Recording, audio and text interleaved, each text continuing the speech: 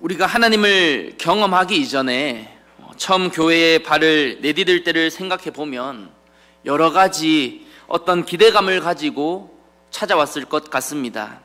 나의 상황이 너무나 절박하여서 일상에 변화를 주고 싶거나 무언가 간절하게 붙잡고 싶어서 그렇게 많은 사람들이 교회에 발을 내딛지 않나 이렇게 생각을 합니다. 그렇지 않은 경우에는 우리가 그렇지 않은 경우에라도 여러 가지 기대를 가지고 나오기도 하죠. 내가 가지고 있는 여러 가지 문제, 건강의 문제나 또 법적인 문제나 또 재정적인 문제, 그것도 아니면 가정의 여러 가지 그 개인적인 문제를 가지고 어떻게든 이것을 해결하고 싶어서 하나님 앞으로 나아올 수도 있을 것 같습니다. 이런 상황에서 막 우리 귀에 어떤 기적적인 이야기가 들릴 때면 하나님께서 나에게 혹시 동일하게 일하지 않으실까 하는 기대를 하기도 하죠. 그런데 여러분, 우리가 그런 기대감을 가지고 하나님 앞으로 나아왔을 때 우리가 가지고 있었던 그 문제들이 어떻게 되었었습니까? 물론 기적과 같이 잘 해결되어서 내가 기대했던 것처럼 다 해결되기도 했겠지만 대부분은 그 문제가 해결되지 않았을 것 같아요. 문제들은 그대로였고 설령 그 문제가 해결되었다 하더라도 그 이후에 아무런 문제가 없지도 않았습니다. 여러분, 이것이 우리에게 시사하는 바가 무엇일까요? 결국 우리는 이 땅을 살아가면서 끊임없는 그 고난의 연속을 만나게 된다는 겁니다. 오늘 우리가 읽은 이 베드로전서의 수신자들도 그랬는데요. 이들은 소아시아 여러 지역에 흩어져서 성도로 살아가면서 정말 수많은 어려움들을 만났었습니다. 실제로 베드로가 이 편지를 작성하고 얼마 지나지 않아서 황제 숭배가 이루어졌기 때문에 이미 이 로마차에 있었던 그 여러 지역들은 여러 부당한 일들과 또 차별, 그리고 자신의 어떤 권리도 행사하기 어려운 그런 환경에 놓여 있었습니다. 한번 생각해 보십시오. 자신들의 일상에서는 끊임없는 어떤 사회적인 압박과 정서적인 폭력이 계속해서 가해졌다고 생각하면 여러분, 이 흩어진 성도들의 입장에서 얼마나 고통스러웠겠습니까? 분명한 것은 지금 우리가 겪는 이 여러 어려움과는 비교도 할 수 없을 정도로 이들이 당하는 고통은 상당한 고통이었습니다. 실제로 이들은 그리스도인이라는 이유만으로 평생을 모아왔던 재산을 그냥 한 번에 몰수당하기도 하고, 또 아무런 잘못이 없는데 갑자기 잘 다니고 있는 직장에서 잘리기도 하고, 또 심지어는 죄가 없는데도 불구하고 고소를 당해서 무고함에도 불구하고 감옥에 가기도 하고, 그 감옥에 가서 태형을 당하기도 하고, 또 심지어 이게 조금 더 심해지면 그냥 맞다가 죽는 그런 상황이 흩어진 성도들의 이 상황이었습니다. 그 누구도 보호받을 수 없는 그런 상황이었죠. 그저 자신들에게 오는 고난을 당하는 것밖에 이들이 할 수 있는 게 없었습니다. 그런데 여러분, 그런 상황에 놓여 있었던 그 흩어진 성도들에게 오늘 베드로 사도가 3절에서 뭐라고 말합니까? 우리 주 예수 그리스도의 아버지 하나님을 찬송하리로다 라고 말하고 있습니다. 예수님을 믿어서 고통당하는 사람들에게 오히려 그 하나님을 찬송한다고 말하다뇨. 여러분, 좀 너무한 거 아닙니까? 지금 베드로의 이런 발언을 우리가 이 신앙의 배경이 없이 들으면 마치 그들을 조롱하는 것처럼 들릴지도 모르겠어요. 예수님을 믿어서 가난해졌고, 예수님을 믿어서 가정이 지금 다 깨어지고 있는데, 예수님을 믿어서 이렇게 지금 고통당하고 있는데, 여러분, 그런 상황에서 뻔히 다 알면서 하나님을 찬양한다니, 여러분, 저 같으면 좀 읽기도 싫었을 것 같아요. 딱 보다가 내가 하나님 때문에 고통당하고 있는데 하나님 찬양한다고 딱 면전에 딱 그렇게 이야기하면 그 다음 읽기 싫었을 것 같습니다. 그런데 여러분, 베드로가 이렇게 말하는 것은 그럼에도 우리가 하나님을 찬송할 이유가 있다는 겁니다. 이후의 말씀에서 그 이유를 우리가 잘 알 수 있기 때문에 3절을 다시 한번 우리 함께 읽기 원하는데요. 3절입니다. 시작. 우리 주 예수 그리스도의 아버지 하나님을 찬송하리로다. 그의 많으신 긍휼대로 예수 그리스도를 죽은 자 가운데서 부활하게 하심으로 말미암아 우리를 거듭나게 하사 산 소망이 있게 하시며. 아멘. 뭐라고 말합니까? 베드로 사도가 왜 하나님을 찬양한다고 말하고 있습니까? 그의 많으신 긍휼대로 예수 그리스도를 죽은 자 가운데서 부활하게 하심으로 말미암아 우리를 거듭나게 하사 산 소망이 있게 하셨기 때문에, 그렇기 때문에 하나님을 찬양한다고 말하고 있습니다. 지금 나의 상황은 내가 예수를 믿기 때문에 너무나 고통스러운데 우리의 소망이 이 땅의 그 어떤 것에 있지 않다는 것이죠. 지금 내가 직면한 어려움이 해결되면 소망이 있을 것 같고, 지금 내가 필요한 것들이 채워지고, 지금 내가 가지고 있는 이 질병만 치료되면 소망이 있을 것 같아 보이지만 거기에 우리의 소망이 있는 게 아니라 그 어떠한 것으로도 영향을 끼칠 수 없는 다른 소망이 우리에게 주어졌다는 겁니다. 여러분, 그 소망이 무엇입니까? 그리스도를 믿음으로 우리를 거듭나게 한 소망입니다. 죽음을 향해 나아가는 우리의 삶에 새로운 생명을 허락하시고 완전히 새로운 피조물로 우리를 변화시켜서 이 땅에 잠깐 살다가 육신의 죽음을 맞이하지만 그 이후에는 영원한 천국의 소망이 있는 그 소망이 우리에게 주어졌다는 것이죠. 사랑하는 성도 여러분, 우리가 가지고 있는 이 소망은 이 땅의 어떤 것으로도 깨뜨릴 수 없는 소망입니다. 내가 지금 겪고 있는 이 고난이, 내가 지금 가지고 있는 이 질병이, 내가 가지고 있는 어떠한 그 고난이 이 소망을 깨뜨리는 것이 아니라 오히려 우리가 가지고 있는 소망으로 인해 살아갈 수 있게 된다는 겁니다. 여러분, 그래서 4절에서 뭐라고 말합니까? 우리가 가지고 있는 산 소망은 썩지도 않고 더럽지도 않고 쇠하지도 않는 유업을 있게 한다라고 말해주고 있습니다. 변함이 없는 것이죠. 여러분, 사실 유업이라고 한다면 부모님이 돌아가시고 난 이후에 나에게 주어질 그 유산을 의미하는데요, 독특한 건 이 베드로 사도가 지금 사용하고 있는 시제를 보면 너무나 독특합니다. 분명 이 유업이라 함은 우리가 상식적으로 미래에 받는 것이라고 생각할 수밖에 없는데, 여기 본문에서는 이 현재 완료 분사 형태로 기록되어 있습니다. 여러분, 이게 어떤 의미냐면 한마디로 하나님께서 이미 우리를 위해 유업을 준비해 주셨고 지금 이 순간에도 이 유업이 유지되고 있으면서 미래에도 변함없이 이 유업이 보존된다는 것이죠. 지금을 살아가는 우리가 이미 그 유업을 가지고 살아간다라는 것입니다. 사랑하는 성도 여러분, 여기서 우리는 정말 한 가지 진리를 발견할 수 있습니다. 우리가 이 땅에서 성도로 살아가면서 여러 가지 어려움을 만나는 것은 어떻게 할 수 없는 상황이지만 그 속에서도 여러분, 우리는 하나님께서 주시는 소망을 가지고 살아간다는 사실을 우리가 알 수 있어요. 그리고 이 소망을 가지고 우리가 살아가기 때문에 우리는 고난 속에서도, 고통 속에서도, 어려움 속에서도 하나님을 찬양할 수 있다는 것이죠. 사랑하는 성도 여러분, 우리가 이것을 정말 기억했으면 좋겠습니다.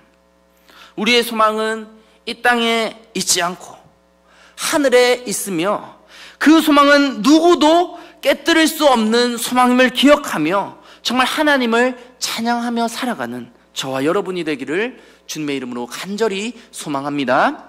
여러분, 그런데 이 소망이 있다고 해서 우리에게 고난이 없는 것은 아닙니다. 6절을 여러분들이 한번 읽어주셨으면 좋겠는데요, 6절입니다. 시작.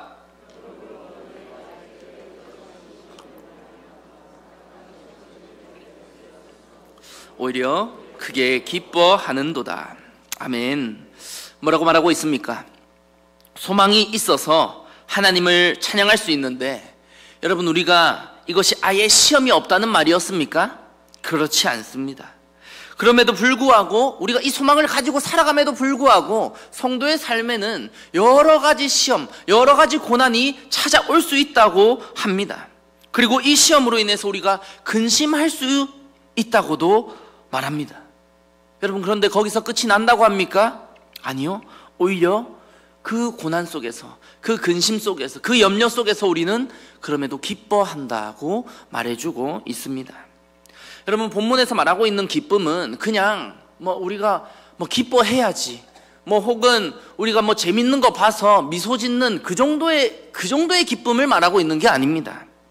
정말 여기서 말하고 있는 기쁨은 내가 너무나 기뻐서 내가 내 몸을 주체할 수 없을 정도로 막 정말 날뛸 수밖에 없는 그런 역동적인 기쁨을 우리에게 말해주고 있는 겁니다. 여러분, 이런 기쁨을 우리가 경험하게 된다는 것이죠.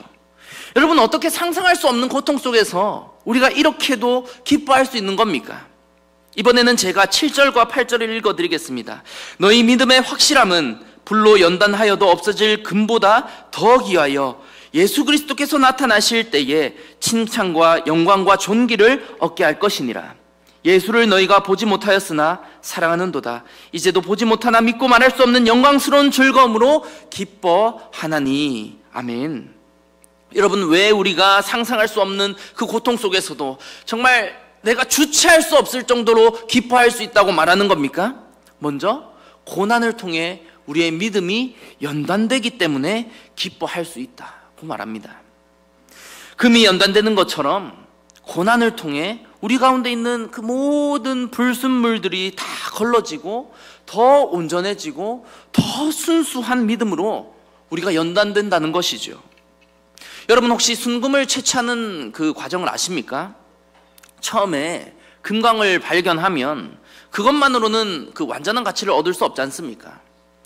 이 금광에서 금을 캐내어서 그것을 갈고 또 그것을 용광로에 넣어서 녹이고 또 아래에 가라앉는 그 금속을 정제하여서 추출해야 그제서야 우리가 알고 있는 금을 채취할 수 있게 됩니다. 그런데 이 일련의 그 모든 과정들이 결코 쉬운 과정이 아닙니다. 금광을 일단 발견할 수 없을 뿐더러 발견하게 되면 그 사람 손으로 일일이 다 들어가서 캐야 되잖아요. 캐고 난 다음에는 어떻게 합니까? 1200도나 되는 그 용광로에 다 넣어가지고 완전히 또 녹입니다. 그러면 끝이 나나요? 아니에요. 화학적인 그 반응, 그 화학적인 정제를 끊임없이 해야 되는데, 여러분, 그게 다 사람 손으로 이루어지는 작업이라서 정말 매우 위험한 작업이라고 합니다.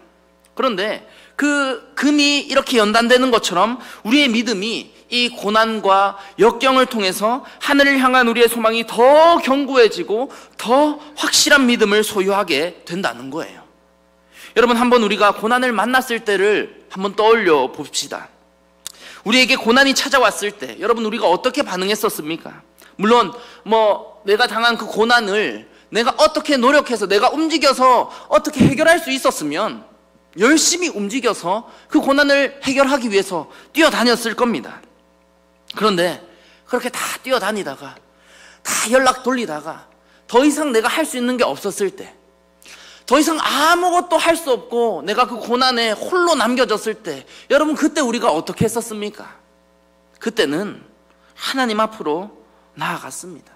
하나님 앞으로 나아가 기도했어요.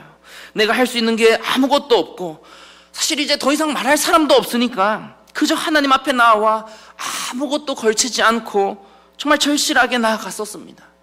평소 같았으면 내가 좀 격식을 차리고 나아가기도 했을 거고, 내가 이 기도의 자리에 모여서 기도할 때도 평소 같았으면 이 기도를 잘 정돈하기 위해서 기도를 하면서도 이런 생각 저런 생각 하면서 그렇게 기도하며 나아갔겠지만, 여러분, 우리가 고난이 너무나 내가 버틸 수 없으니까, 너무나 절실하니까 정말 하나님 앞에 그런 거칠에 다 버리고 나의 홀몸으로 정말 벌거벗겨진 채 그렇게 하나님 앞에 우리가 나아갔습니다. 그리고 그 하나님과 교제하면서 내가 가지고 있는 그 어떤 것 붙드는 것이 아니라 정말 하나님 한 분만 붙드는 그런 시간을 우리가 다 가지셨을 겁니다. 여러분, 그리고 그 시간 속에서 우리가 어떻게 됐습니까? 그 고통 속에서도, 고난 가운데에서도 나와 함께하고 계시는 하나님을 우리가 발견할 수 있었습니다. 비록 나의 상황은 변함도 없고 나의 고통도 여전했지만 그것 때문에 우리가 하나님을 떠나 살아가는 것이 아니라 오히려 하나님으로 인해서 내가 살아갈 수 있게 되었습니다. 사랑하는 성도 여러분, 우리는 고난을 통해 하나님과 더 깊은 차원의 관계로 발전할 수 있었습니다. 고난이 없었더라면 하나님 앞으로 나아갈 수도 없었을 것이고, 우리가 인생의 시간을 잠시 멈춰서 나 자신을 돌아볼 겨를도 없이 그렇게 바쁘게 시간이 지나갔겠지만, 우리는 고난을 통해 하나님 앞으로 나아가 하나님 안에서 나 자신을 바라볼 수 있게 되었습니다. 여러분, 그래서 어떻게 되었습니까? 오늘 베드로의 편지를 받았던 성도들처럼 예수 그리스도를 보지 못했음에도 불구하고 우리는 사랑하게 되었습니다. 이것이 상상할 수 없는 고통 속에서 하나님을 찬송할 수 있었던 두 번째 이유인데요, 오늘 베드로 사도는 흩어진 성도들을 향해 이렇게 말합니다. 8절입니다. 예수를 너희가 보지 못하였으나 사랑하는도다. 이제도 보지 못하나 믿고 말할 수 없는 영광스러운 즐거움으로 기뻐하나니. 아멘. 여러분, 뭐라고 말합니까? 흩어져 있었던 성도들의 상황은 전혀 기뻐할 수 없는 상황이었지만, 그들은 고난 중에도 하나님께 나아가 믿음이 연단되었고 그 과정 속에서 예수님을 더 사랑하게 되었다고 말합니다. 여러분, 이것은 이 당시 이 베드로 사도의 편지를 받았던 사람들만 국한되는 이야기가 아닙니다. 지금을 살아가는 우리들에게도 동일한 말씀입니다. 여러분, 이들의 상황이 그렇게 우리와 다르지가 않았습니다. 이들도 예수님을 실제로 본 적이 없었고, 이들이 겪은 상황이 우리보다 더 어려웠으면 어려웠지 덜 하지 않았어요. 여러분, 21세기 대한민국을 살아가는 사람 중에서 누가 무죄하게 자신의 그 재산을 몰수당하고 무고한 사람이 국가기관에 잡혀가서 맞아 죽는 일이, 여러분, 이 시대에 어떻게 일어날 수 있겠습니까? 아무도 없어요. 그런데 이들은 그런 상황을 통해서 오히려 예수님을 더 사랑하게 되었다고 말합니다. 고통 속에서 하나님께 나아갔을 때 우리가 겪는 그 고통보다 더 큰 사랑을 베푸시는 하나님의 사랑을 경험했다는 것이지요. 사랑하는 성도 여러분, 우리는 그렇기에 기뻐할 수 있습니다. 나는 고통스럽고 그 고통은 나를 너무나 짓눌리지만, 하나님의 사랑은 우리가 겪는 그 모든 고통을 상쇄할 만큼, 그 모든 고통이 더 이상 나에게 아무런 상관이 없을 만큼 너무나 크신 사랑으로 우리를 보듬어 주시기에 그렇게 우리는 기뻐할 수 있습니다.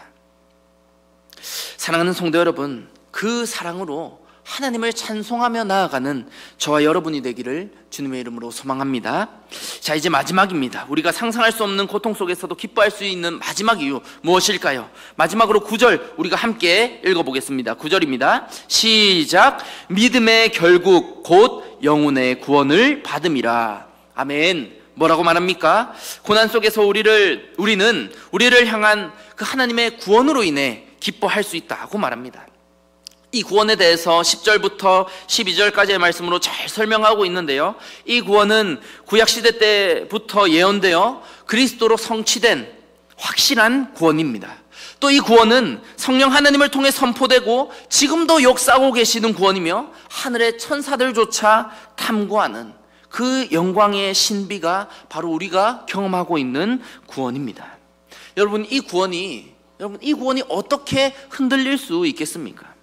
이 구원을 통해 지금도 그 능력을 우리가 경험하고 있고, 내가 가게 될 곳이, 내가 이 고난 때문에 내가 가게 될 곳이 도착지가 변하지 않고 내가 그럼에도 가게 될 곳이 이렇게 너무나도 분명한데, 여러분, 우리가 어떻게 흔들릴 수 있겠습니까?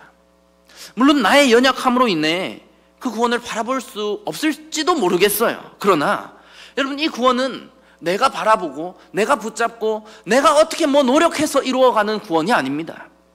이 모든 그 구원은 하나님께서 시작하시고 하나님께서 이루어가시는 구원이기에, 여러분, 우리의 구원은 흔들리지 않을 수 있습니다. 우리는 그렇기 때문에 고통 속에서도, 고난 속에서도, 나에게 찾아온 여러 아픔 속에서도 우리는 흔들리지 않고 우리를 향한 그 구원을 붙들며 나아갈 수 있습니다. 그리고 이 구원을 통해 하나님을 찬양할 수 있습니다. 여러분, 이제 말씀을 맺기 원합니다. 오늘 우리가 베드로 전서 말씀을 가지고 근심 중에도 크게 기뻐하자라는 제목으로 함께 말씀을 나누었는데요, 성도로 이 땅을 살아가면서 우리가 고난은 피할 수 없지만 우리는 이 땅이 아니라 하늘에 우리의 소망이 있기 때문에 우리는 기뻐할 수 있었고, 또 고난을 통해 우리의 믿음이 더욱 연단되기 때문에 기뻐할 수 있었으며, 이를 통해 예수 그리스도를 더 사랑하게 되고 우리는 그 고난을 통해 더 확실한 구원을 경험하기 때문에 우리는 그 속에서도, 고난 속에서도 하나님을 찬양할 수 있다고 하였습니다. 여러분, 우리는 분명히 고난을 만나게 될 겁니다. 어쩌면 이 자리에 모인 분들 중에서 이미 근심 가운데 계신 분들이 있을지도 모르겠습니다. 그러나 사랑하는 성도 여러분, 우리가 이 사실을 기억하며 하나님 앞으로 나아가기 원합니다.